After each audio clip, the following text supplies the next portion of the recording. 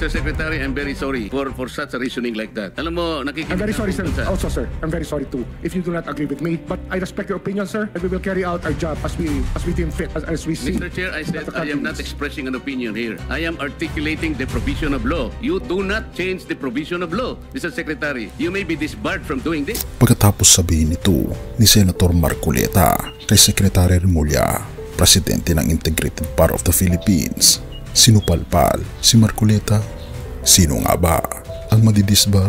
Ito guys, alam ko, marami na namang magagalit dito na DDS, no? Actually, Integrated Bar of the Philippines na ang nagsabi mismo. Ayan, no? Si President Alan Panolong. Yan, President ng IBP yan. Isa sa pinakamataas na may posisyon sa IBP. By the way guys, ang pinag-aawayan nila dito, yung argument nila is tungkol sa pagsauli ng mga diskaya sa ill-gotten wealth. Na ang sabi ni Remulla, bago sila mag-apply sa Witness Protection Program at makita yung sinseridad nila, ay dapat isauli muna nila yung mga nakaw na yaman, which is para sa akin tama, di ba? That is to preserve the resources of our country. Ito naman kay Marcoleta, syempre, laging pinagtatanggol ang diskaya. Ang sabi naman niya, bawal daw yun sa batas, pero pakinggan muna natin. Disbarred from doing this? Oh, anong sabi niya? Anong sabi niya, guys? You do not change the provision of law, Mr. Secretary. You may be disbarred from doing this. Ayun, you may be disbarred. I like mawawalan ka ng license, madidisbar ka, di ba? Sa IBP. So, tingnan nyo guys ha, sino kaya madidisbar ngayon na sinabi ng mismong president ng IBP na ang tanong, kailangan ba talagang isauli ito?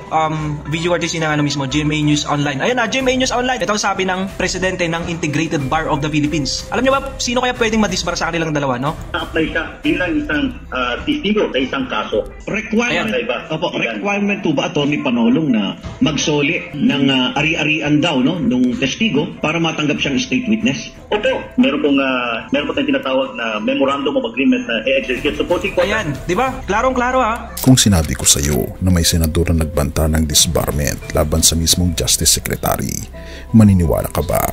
Pero teka lang, hindi pa yan ang pinakamalaking pasabog dahil pagkatapos ng pensyonadong banggaan nila, may dumating na bagong boses at doon mas lalong kumulo ang usapan. Sa isang mainit na pagdinig ng Senate Blue Ribbon Committee tungkol sa flood control anomalies, nagkaroon ng matinding sagutan si Senator Rodante Marcoleta at DOJ Secretary Crispin Remulla.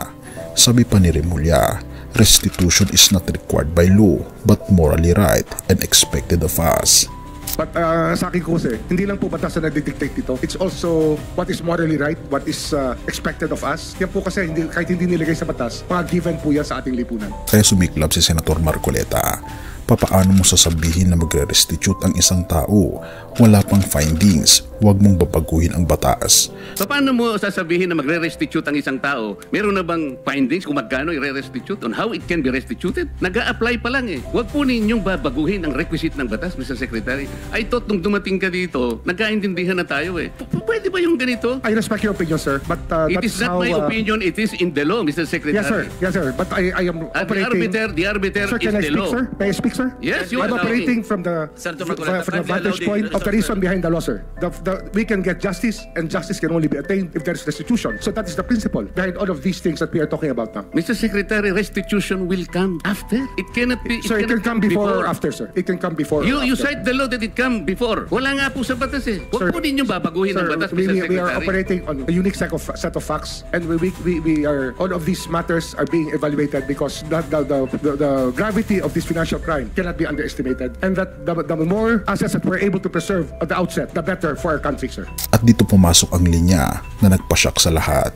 You may be disbarred from doing this. Mr. Secretary, I'm very sorry for such a reasoning like that. Alam mo, nakikita... I'm very sorry, sir. Also, sir, I'm very sorry too if you do not agree with me. But I respect your opinion, sir, and we will carry out our job as we deem fit, as we see. Mr. Chair, I said I am not expressing an opinion here. I am articulating the provision of law. You do not change the provision of law, Mr. Secretary. You may be disbarred from doing this. Pero hindi pa tapos ang eksena dahil kinabukasan.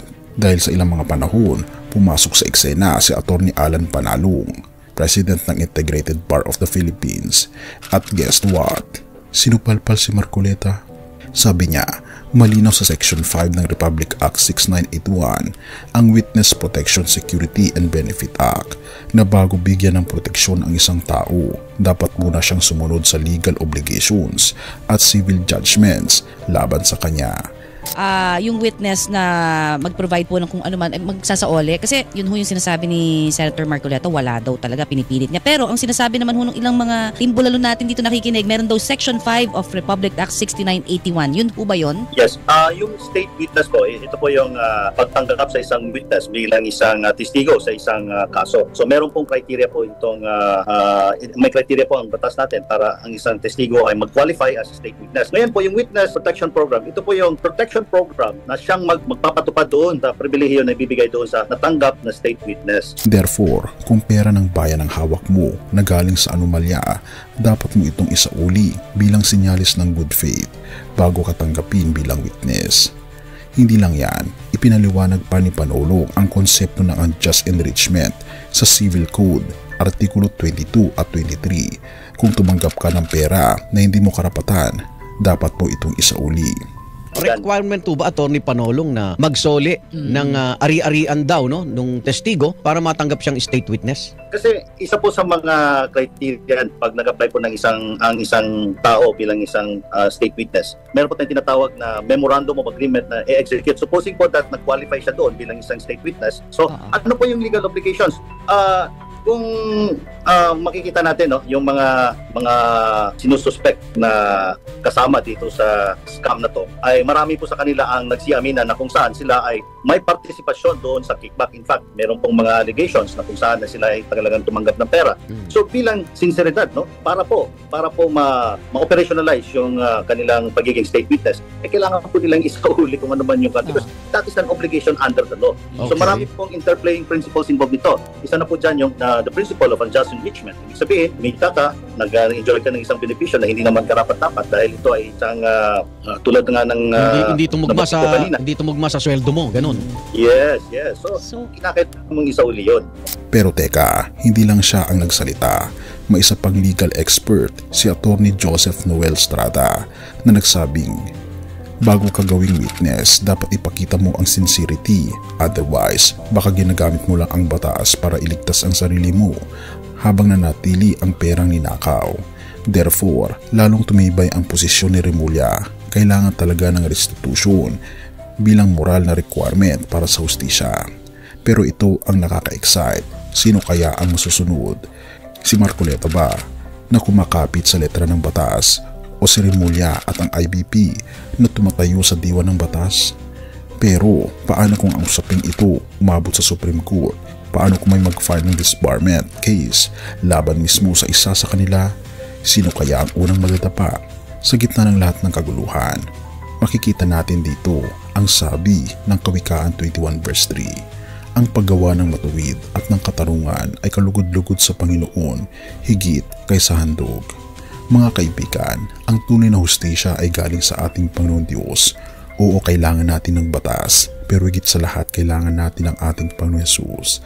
Siya lang ang makapaglilinis ng puso natin at makakapagbigay ng tunay na kapayapaan kahit sa gitna ng iskandalo. Purihin ang ating Panginoon Diyos at tayo manalangin. Ama naming Diyos na mga pangyarihan sa lahat na nasa langit, salamat po sa iyong hustisya at sa iyong awa. Linisin niyo po ang aming puso. Turuan niyo po kaming maging tapat at gumawa ng tama. Tulungan niyo po kaming ipaglaban ang katotohanan at manalig na ang hustisya mo ay laging mananaig.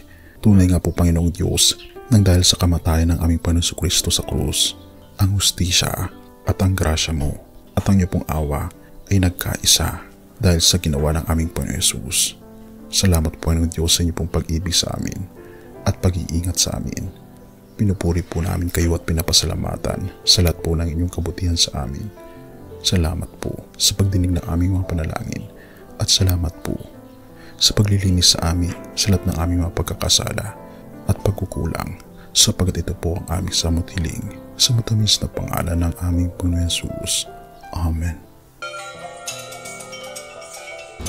Bago natin ipagpatuloy, kaibigan, siya nga pala ang Great Controversy na isa sa mga pinaka-kontrobersyal na libro dahil tumutukoy ito sa mga propesiya sa libro ng Daniel at Revelation na nagaganap na sa panahon natin ngayon bago ang pagdating ng ating Panginoong Diyos ay pinamimigay na namin ng libre sa pamamagitan ng PDF at ito ay nasa limited lamang na panahon.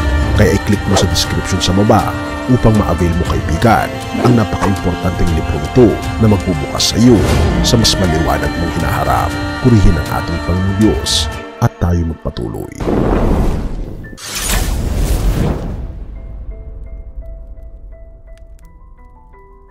Siyang aking patnubay, siyang aking gabay, siya ang tanging Panginoon magpakailanman.